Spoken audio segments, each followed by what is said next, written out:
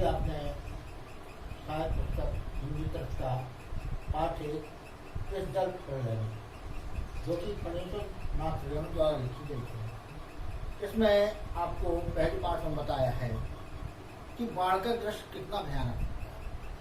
कवि उसी का वर्णन करता है कि मैं तो उस गांव में रहता था जहां बाढ़ आने की संभावना नहीं, लेकिन आसपास के गांव में जब बाढ़ आती थी तो सैकड़ों जानवर, आदमी और हजारों जनधन और हानि और उनके घर मकान भी बह जाते थे, वो बेघर हो जाते थे। कितना भयानक दृश्य होता था कि उनका अनाज, खाने पीने का सामान, अन्य वस्तुएं सभी बह जाती थी और उन्हें सड़क पर या किसी ऊंचे स्थान पर जाकर अपना डेरा डालना पड़ता था। उस भयानक दृश्य का वर्णन आप पहले पाठ में सुन चुके हैं। अब इसके आगे की कथा कहते हैं कि जब लेखक पटना शहर में आ गया और वहीं पर रहने लगा, यानी गांव में तो उसके कोई कष्ट नहीं था, क्योंकि उसका गांव ऊंचाई पर बसा हुआ था और उसे किसी प्रकार का कष्ट नहीं था। इसलिए वो तैरना भी नहीं जानता था और बाढ़ की विभीषिका को भी नहीं करता। लेकिन जब लेखक पटना शहर में पहुंचा और वहां पर कार्यरत हुआ, लेखन कार्य और अन्य कार्य को देखभाल करने लगा, तो वहीं पर रहना पड़ा और वहां रहते हुए अब उससे अनुभव हुआ कि बाढ़ का दृश्य क्या है।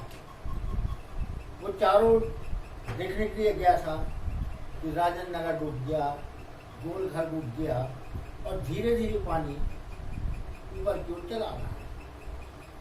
तो वहां से दृश्य देखकर वो रिक्शे से वापस लौटा और अपने घर में कुछ आराम करने लगा और आराम करने के लिए धीरे धीरे उसे नींद आ गई। आराम करते हुए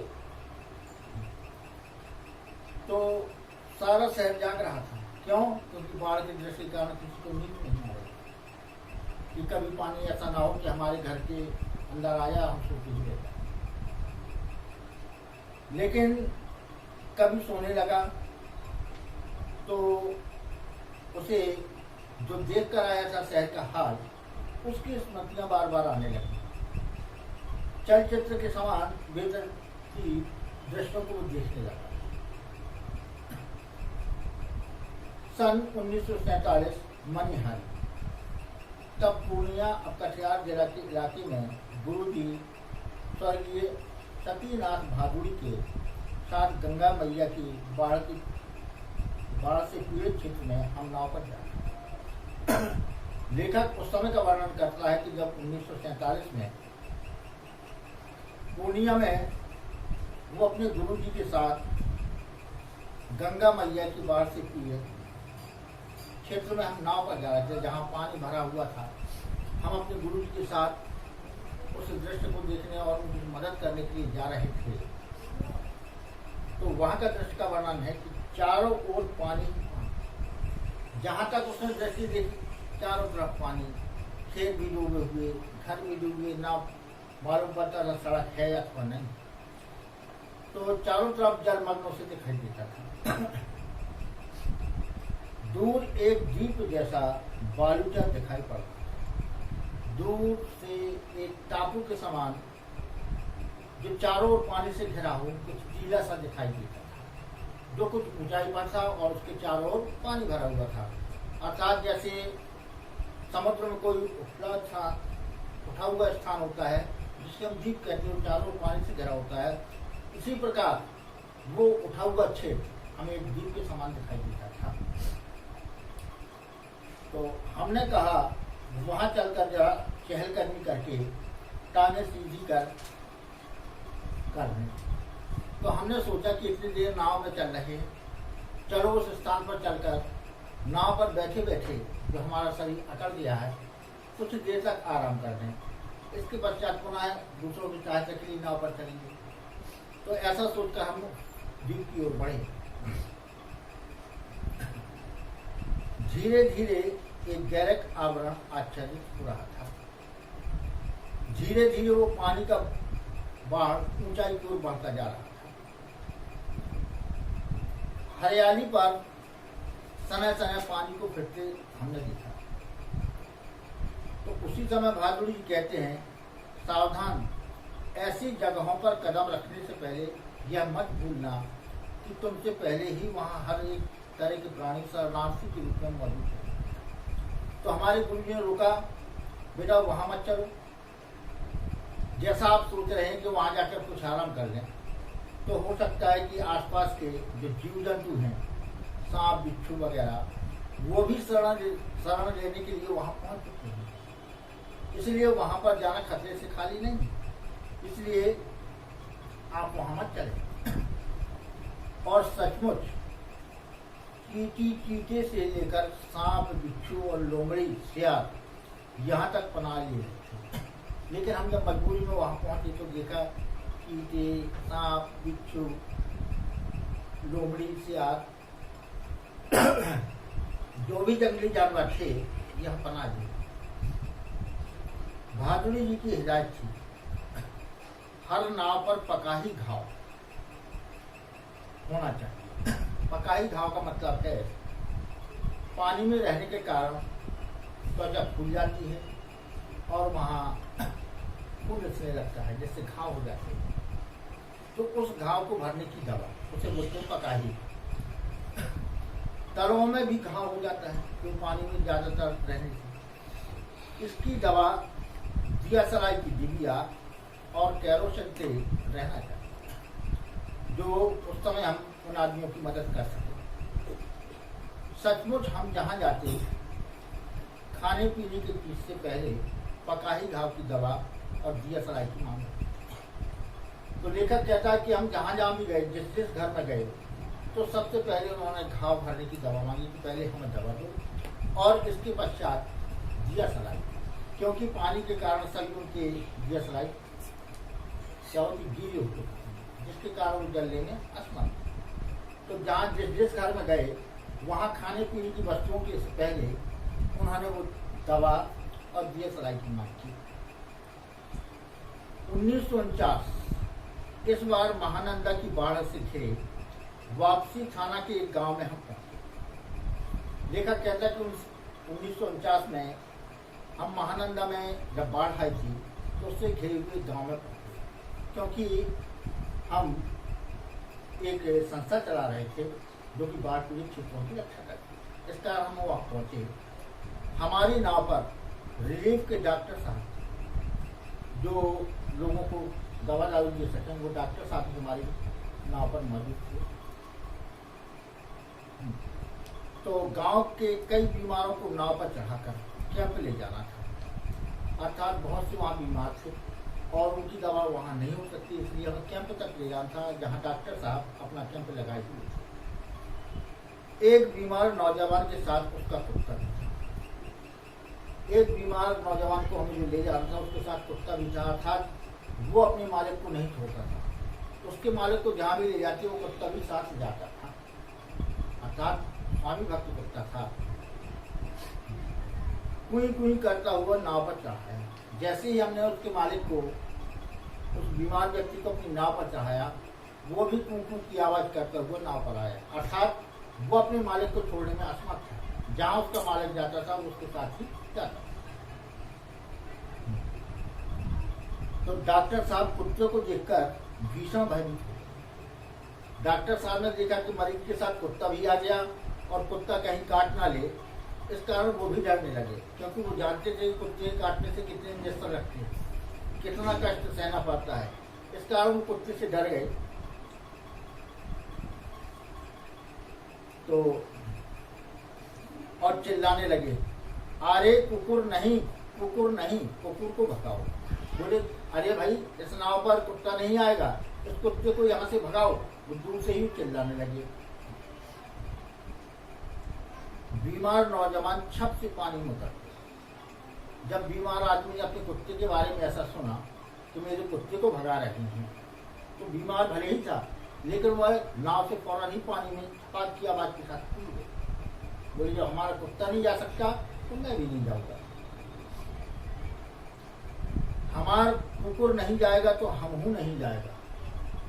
वो बीमार व्यक्ति बोला राम कि यदि हमारा कुत्ता हमारे साथ नहीं जा सकता तो मैं भी नहीं जाऊंगा। क्यों? क्योंकि हमसे इतना से स्नेह रखता है कि हम इसे छोड़ नहीं सकते, ये हमें नहीं छोड़ सकता। तो फिर कुत्ता भी छपाक से पानी निकला। देखिए जानवर इतना स्नेह करता है आदमियों से कि वह अपने मालिक के कूदने पर, जैसे उसने देखा कि हमारा मालिक नाव से पानी में कूद गया, तो कुत्ते ने भी पानी में छलांग लगा, यानी नाव से वो भी पानी में कूद गया। तो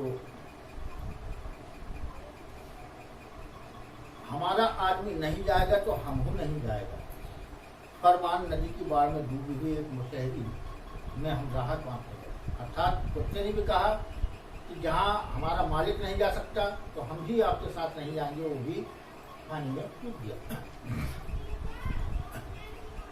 तो फरमान नदी की बाढ़ में डूबे हुए एक मुशहरी, यानी मुशहरों की बस्ती होती है, में हम राहत मांगते थे। अर्थात मुशहरों की बस्ती थी। जब एक बार वो नदी में घिर चुकी तो हम वहाँ राहत कार्य करने के लिए गए, वहाँ कुछ राशन पानी बांटने के लिए गए। तो खबर मिली कि कई दिनों से मछली और चूहों को झुलसा कर खा रहे हैं।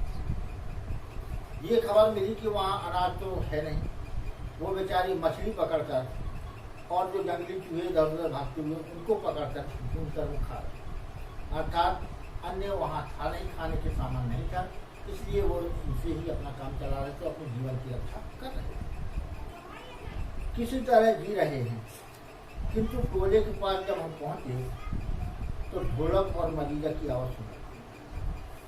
लेकिन जब हम उस गांव के नजदीक पहुंचे और अंदर घुसे तो हमें ढोलक और मजीरे की आवाज़, यानी गाने और बजाने की आवाज़ भी सुनाई दी। जाकर देखा एक ऊंची जगह मचान बनाकर स्टेज की तरह बनाया गया है। एक ऊंची जगह मचान कहलाता है जो पेड़ों की डालियों पर बनाया जाता है, ताकतनुमा, उसमें बांस बिछाकर, दरी आदि बिछाकर एक चौड़ा स्थान बना दिया जाता है, जिसे मचान कहते हैं। तो एक ऊंची जगह मचान बनाकर स्टेज की तरह बनाया गया है। बलवाही नाच हो रहा था, यानी वहाँ जो कुछ लोग थे, बच्चे थे, वो नाचे। लाल साड़ी पहनकर काला कलूटा नटुआ दुल्हन का हाव भाव था। उसमें काला व्यक्ति स्त्रियों की पोशाक पहनकर, यानी साड़ी पहनकर नाचकर वो स्त्रियों के समान हाव भाव में दिखा रहा था। यानी वह धानी है, यानी घरनी, यानी घरवाली, घर छोड़कर मायके भागी जा रही है। इस हाव भाव को प्रदर्शित कर रहा था कि मेरी पत्नी मुझे छोड़कर मायके भागी जा रही है, और उसका घरवाला उसको मनाकर राह से लौटाने लगा, और उसका घरवाला चाह रहा है कि वो लौटकर घर पहुंच जाए। इस पद के साथ ही ढोलक पर द्रुत ताल बजने लगा। धा गिड़ गिड़ गिड़, धा गिड़ गिड़ गिड़, चकै कचक तुम, चकै कचक तुम, चकै कचक तुम। कीचड़ पानी में लचपत भूखे प्यासे नर नारियों के झुंड में मुक्त खिलखिलाहट लहरें लेने लगे। अर्थात इतने कष्टों के बीच में भी वो संगीत के द्वारा अपनी मुस्कुराहट को नहीं छिपा पाते थे। अर्थात वहाँ के आदमी इतनी दुखी होने पर भी उसका आनंद ले रहे। हम रिलीफ बांटकर भी ऐसी हंसी हंसे उन्हें दे सकेंगे क्या? लेखक कहता है कि उस दृश्य को देखकर इतने कष्ट में होते हुए भी नाच गाना कर रहे हैं और अपने हाव भाव से दूसरों को हंसा रहे हैं। लेखक कहता है कि हम उनको अनाज बांटकर और अन्य सामान देकर भी इतनी हंसी प्रदान नहीं कर सकते जो वो आनंद उसका ले रहे हैं। शास्त्री जी आप ही कहा है, उन्होंने अपनी गुरु से बलवाही नाच की बात उठते ही मुझे अपने परम मित्र भोला शास्त्री की याद हमेशा क्यों आ जाती है। वो इसलिए एक बार सन 1937 में सिमरवनी शंकरपुरा में बाढ़ के समय नाव को लेकर लड़ाई हुई। यानी शंकरगढ़ जब वो काटने के लिए गए थे तो नाव को लेकर कुछ व्यक्तियों से इनकी लड़ाई हो गई। मैं उस समय बालचर यानी स्काउट बॉय था। गांव के लोग नाव के अभाव में केले के पौधे का घेरा बनाकर किसी तरह काम चला रहे थे। यानी केले के डंठल को तोड़कर और पत्थर को बनाकर नाव के सामान उससे अपना काम चला रहे थे। और वहीं जमींदार के लड़के नाव पर हारमोनियम तबला के साथ झिंझेर करने निकले थे। देखिए, गांव के निवासी के पास नाव नहीं थी, वो बेचारे केले के तने को या केले के पत्ते को इकट्ठा करके उसकी नाव बना रहे थे उसको। लेकिन उसी गांव के जमींदार के लड़के तबला और हारमोनियम के साथ गाने बजाने करते हुए नदी में जल विहार कर रहे थे। एक दृश्य ये जमींदार उस जैसे गांव की रक्षा करने का है, वो जो गाँव करके वो अपना मनोरंजन कर रहा है, और एक गांव के जो दूसरे व्यक्ति हैं बेचारे केले के पत्ते से डूबते हुए उससे अपनी जान बचा रहे। गांव के नौजवानों ने मिलकर उनकी नाव छीन ली और थोड़ी मार दी। जब गांव वालों ने देखा कि अपनी मनोरंजन कर रहे हैं और हमारी यहाँ जान जा रही, तो कुछ नौजवान आगे बढ़े और उन्होंने गाना बजाना उनका बंद कराकर उनसे लड़ भिड़कर नाव छीन ली और उन्हें वहां से भगा दिया। और सन 1967 में जब पुनपुन नदी का पानी राजेंद्र नगर में घुस आया, एक नाव पर कुछ सजे धजे युवक और युवतियों की टोली किसी फिल्म में देखे हुए कश्मीर का आनंद घर बैठे लेने के लिए गए। तो हमने देखा कि एक नाव में सजे धजे व्यक्ति जैसे कोई जल विहार के लिए निकले हों, इस प्रकार उस नाव में बैठे हुए थे। नाव पर स्टोव जल रहा था, केतली चढ़ी हुई थी, बिस्कुट के डिब्बे खुले हुए थे और एक लड़की प्याली में चम्मच डालकर एक अनोखी अदा से नेस्कैफे के पाउडर को मस। अर्थात एक नाव पर देखा कि जब बाहर तो चारों चल रही, लेकिन कुछ लोग सजे धजे पोशाकों में बैठे, स्टोव भी जल रहा है, इसके ऊपर पतीली भी चढ़ी हुई है जिसमें कुछ बन रहा है, और एक लड़की कुछ गिलास में चम्मच डालकर घोल रही थी, अर्थात नेस्कैफे कॉफी बना रही थी, एस्प्रेसो बना रही थी। शायद दूसरी लड़कियां बहुत मनयोग से कोई सचित्र और रंगीन पत्रिका पढ़ती, और जो दूसरी लड़कियां सजी हुई थी वो कोई रंगीन पत्रिका पढ़ने में मत थी। एक युवक दोनों पांवों को फैलाकर बांस की लकड़ी से नाव खेला, अर्थात उन्हीं में से एक व्यक्ति था जो अपने दोनों पांवों को फैलाकर लेता हुआ उस लकड़ी से नाव को आगे बढ़ा रहा था। दूसरा युवक पत्रिका पढ़ने वाली लड़की के सामने अपने घुटने और कोहनी टेक कर कोई मनमोहक डायलॉग, और दूसरा व्यक्ति था वो फिल्मी की तरह उस लड़की के सामने घुटने टेक कर अपने अंदाज में डायलॉग बोल रहा था। पूरे बॉलीवुड में बजते हुए ट्रांजिस्टर पर गाना आ रहा, और उसमें कुछ लोग ट्रांजिस्टर बजा रहे थे जिसमें गाना आ रहा था, हवा में उड़ता जाए मोरा लाल के पत्थर मार। ये गीत चल रहा था, हो जी हो जी। हमारे ब्लॉक के पास गोलंबर में नाव पहुंची थी कि अचानक चारों ब्लॉकों की छतों पर खड़े लड़कों ने एक ही साथ किलकारियां, सीटियां, पबजियों की पत्थर। जैसे ही ये लोग गोलंबर के पास पहुंचे, यानी जहाँ से बस्ती चालू होती, तो छतों पर खड़े लड़कों ने अचानक सीटियां बजाई और इनके ऊपर पत्तियां कसी। हाँ, इस गोलंबर में किसी की आवाज की प्रतिध्वनि बार बार गूंजती है, अर्थात एक बार कहने पर वो शब्द कई बार गूंजता है। तो सब मिलाकर स्वयं ही ध्वनि संयोजन हुआ। उसे बड़े से बड़े गुणी संगीत निर्देशक बहुत कोशिश के बावजूद नहीं कर पाते। एक फूहड़ युवकों की सारी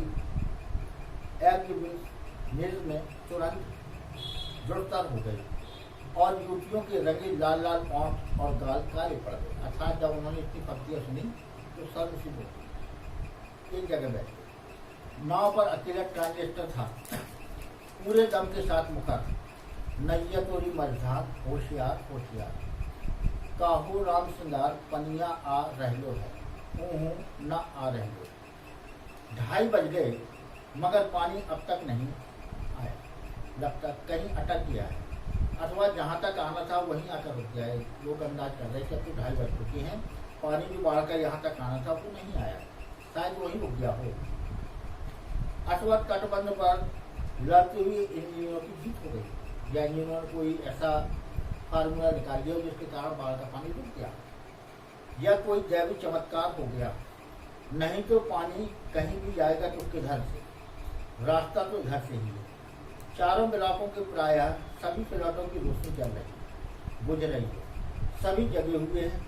कुत्ते रह रहकर सामूहिक उधर करते हैं और उन्हें राम श्रृंगार की मंडली डांट कर चुप करा देती है। टॉप टॉप यानी कुत्ते भी शोरगुल कर रहे हैं, जिन्हें वहाँ के निवासी चुप करा देते हैं। मुझे अचानक अपने उन मित्रों की और स्वजनों की याद आई जो कल से ही पाटलिपुत्र कॉलोनी यानी श्री कृष्णपुरी बोरन रोड के अथाह जल से घिरे हुए। अब लेखक कहता है मुझे अपने मित्रों की याद आई जो बोरन रोड में रहते हैं और वहाँ पानी से घिरे हुए। जितेंद्र जी, विनीता जी, बाबू भैया, इंदिरा जी, पता नहीं कैसे किस हाल में है वे। शाम को एक बार पड़ोस में जाकर टेलीफोन करने के लिए चौंगा उठाया तो बहुत देर तक कई नंबर डायल करता रहा। उधर सन्नाटा था, कोई शब्द नहीं, तुम फोन कुछ भी। अर्थात लेखक कहता कि मैंने अपने मित्रों को कई बार फोन किया लेकिन वहां से कोई आवाज भी नहीं सुनाई दी, किसी ने फोन भी नहीं उठाया। तो बिस्तर पर करवट लेते हुए फिर एक बार मन में हुआ कुछ लिखना चाहिए। अब जब दोस्तों का फोन नहीं उठाया, उनसे बात नहीं हो सकी, तो लेखक कहता कि फिर मैंने करवट बदलकर ये सोचा कि मुझे कुछ लिखना चाहिए। लेकिन क्या लिखना चाहिए? कुछ भी लिखना संभव नहीं, और क्या जरूरी है कि कुछ लिखा ही। फिर स्मृतियों को जगाऊं तो अच्छा। पिछले साल अगस्त में नरपतगंज थाना चकरदाहा गांव के पास छाती भर पानी में खड़ी एक आसन्न प्रसवा हमारी ओर गाय की तरह टुकुर टुकुर देखी। अर्थात जब वो सोचता है बाढ़ के दृष्टि तो वो सोचता है कि जब मैं चकरदाहा गांव के पास गया था तो वहां देखा कि प्रसव पीड़ा में एक स्त्री गाय की तरह टुकुर टुकुर हमारी ओर देख रही है। नहीं, अब भूली बिसरी याद नहीं। बेहतर है आंखें मूंदकर सफेद भेड़ों के झुंड देखने की चेष्टा करें। उजले उजले सफेद भेड़ों के झुंड किंतु सभी उजले भेड़ अचानक काले, अर्थात जो स्वप्न दिख रहा था कि उजले झुंड अचानक काले पड़ चुके, अर्थात काली छाया उन पर पड़ चुकी है। बार बार आंखें खोलता हूँ, मूंदता हूँ, भेड़ों के झुंड भूरे हो जाते हैं। उजले भेड़ काले भूरे किंतु उजले गेहूं रंग की भेड़, अर्थात धीरे धीरे बाढ़ वापस चली जाती। कोई गाछों ऐसे बेचे जब झकझोर कर मुझे जगाया। कभी लेखक इस प्रकार अपनी सोच में डूबा हुआ था और सोया हुआ। वो सपने में ही ये सब चीजें देख रहा था कि अचानक किसी ने उसे जोर से झकझोर कर जगाया। घड़ी देखी तो ठीक 5:30 बज रहे। सवेरा हो चुका था। आ रहली है पनिया, पानी आ गैलो हो राम श्रृंगार हो, मोहन रामचंद्र अरे हो। आंखें मलता हुआ पश्चिम की ओर थाना के सामने सड़क पर मोटी डोली की शक्ल में मुंह में झाग फेंली हुए पानी आ रहा। सोकर जगह तो सामने देखा कि सफेद झागों के रूप में जैसे कोई घोड़ी सजा कर आ रहा हो, वो पानी झाग के रूप में आगे की ओर बढ़ता चला रहा। ठीक वैसा ही जैसा शाम को काफी हाउस की पार्टी, अर्थात वैसा ही झाग था जो शाम के समय में काफी हाउस में दिखकर आ रहा था। उस झाग के कारण धीरे धीरे पानी पड़ रहा। पानी के साथ साथ चलता हुआ किलोल करता हुआ बच्चों का एक दल उधर पश्चिम दक्षिण कोने पर दिनकर अतिशाला से और आगे भंगी बस्ती के पास बच्चे कूद हो गए। अर्थात बच्चे उस पानी को देखकर आगे आगे भागते जा रहे थे। नहीं बच्चे नहीं पानी। वहां देखा कि जो बच्चे नहीं, वो जो उनकी हिलोल उठल थी वो बच्चे नहीं थे बल्कि पानी की लहरें थी। वहां मोड़ है, थोड़ा अवरोध है, इसलिए पानी उछल रहा है। अर्थात उन्होंने समझा कि वहाँ कुछ मोड़ है जिसके कारण पानी में रुकावट पड़ रही है और पानी उछल रहा है। हाँ, इसलिए पानी उछल रहा है। पश्चिम उत्तर की ओर ब्लॉक नंबर 1 के पास पुलिस चौकी के पिछवाड़े में पानी का पहरा देखा। तो पुलिस चौकी बनी हुई थी, अचानक बाढ़ का पानी धीरे धीरे पुलिस चौकी के पीछे पहुंच। ब्लॉक नंबर 4 के नीचे सेब की दुकान की बाएं बाजू में लहरें नाची। ब्लॉक नंबर 4 में सेब की दुकान ऊंचाई पर थी, वहां भी पानी की लहरें धीरे धीरे बढ़ने लगी। अब मैं दौड़कर छत पर चला गया। चारों ओर शोर कोलाहल, कलरव की पुकार और पानी का कलरव। जब मैंने देखा पानी आ रहा तो मैंने सोचा चलो छत पर चढ़कर इस दृश्य को देखा जाए। तो मैं सीधीता से छत पर चढ़ा और चारों ओर देखा तो वहाँ चारों ओर पानी की कलकल की धुन सुनाई देती थी। लहरों का नर्तन, बड़ी बड़ी लहरें उठ रही थी जो कि आगे बढ़ती आ रही थी। सामने फुटपाथ को पार कर अब पानी हमारे पिछवाड़े में सशक्त बह गया, अर्थात जहाँ मेरा घर था उसके पिछवाड़े पानी की धारा बह गई। गोलंबर के गोल पार के चारों ओर पानी नाच रहा है, आ गया आ गया। पानी बहुत तेजी से बढ़ रहा है, चढ़ रहा है। करंट जितना तेज, जैसे बिजली का करंट होता है उसी प्रकार तेजी से पानी चढ़ता आ रहा है। सोन का पानी है, नहीं गंगा जी का है। आ गए। उन्हें ये मालूम नहीं पड़ रहा था कि ये सोन नदी का पानी है अथवा गंगा जी का पानी, क्योंकि दोनों नदियाँ वहाँ से निकली हुई थी। सामने की दीवार की ईंटें जल्दी जल्दी डूबती जा रही। जो सामने की ईंटों की बनी हुई दीवार थी वो धीरे धीरे पानी में डूबती चली जा रही थी। बिजली के खंभे का काला हिस्सा डूब गया। ताड़ के पेड़ का तना क्रमशः डूबता जा रहा है, डूब रहा है। अभी यदि मेरे पास मूवी कैमरा होता, अगर एक टैप रिकॉर्डर होता तो बाहर तो बचपन से ही देखता आया हूँ, किंतु पानी का इस तरह आना कभी नहीं। लेखक कहता है कि इस समय यदि मेरे पास टैप रिकॉर्डर होता तो मैं इस भयानक धुन को उसमें भर लेता, अथवा कैमरा होता तो इस भयानक दृश्य को मैं अपने कैमरे में कैद कर देता। अच्छा हुआ जो रात में नहीं आया। लेखक शुक्र मना रहा है भगवान का कि अच्छा हुआ रात में नहीं आए, नहीं तो मैं भी सोते हुए इसमें डूब जाता, नहीं तो भय के मारे न जाने मेरा क्या हाल। देखते ही देखते गोल पार पानी में डूब गए। हरियाली लोप हो गई। अब हमारे चारों ओर पानी नाच रहा था। भूरे रंग की भेड़ों के झुंड थे। भेड़ दौड़ रहे थे, यानी जो उसमें फैन बने हुए थे वो भूरे भूरे चारों ओर दौड़ रहे थे। और वह चाय वाले की झोपड़ी गई, यानी चाय वाले की जो झोपड़ी बन गई थी, चारों से पानी ने घेरा और वो उसमें बह गई। काश मेरे पास एक मूवी कैमरा होता, एक टैप रिकॉर्डर होता तो क्या होता। अच्छा है, कुछ भी नहीं, कलम भी नहीं, वह भी चोरी चली गई। अच्छा है, कुछ भी नहीं मेरे पास। तो अंत में लेखक नींद आ गई और सुबह जब लोगों ने झकझोर कर जगाया तो देखा कि वहाँ बड़ी तेजी से पानी को उभर रहा। तो उसने कहा कि मैं इस दृश्य को कैसे कैद करूँ, इसलिए अच्छा है कि इस दारुण दृश्य के अंतर नहीं थे, उसके पास कुछ भी नहीं है, क्योंकि उसकी कलम भी चोरी चली गई थी और बाद में सब कुछ वहाँ से उसका नष्ट हो गया था, टैप रिकॉर्ड और कैमरा भी नष्ट हो गया था। तो अब लेखक अपने आप को हतोत्साह है और असहाय महसूस करने लगा। तो लेखक ने इस पाठ में इस जल प्रलय को सचित्र वर्णन किया है जैसे उसके सामने अंकित हुआ था। तो अब ये पाठ समाप्त होता है। इसके साथ नमस्कार।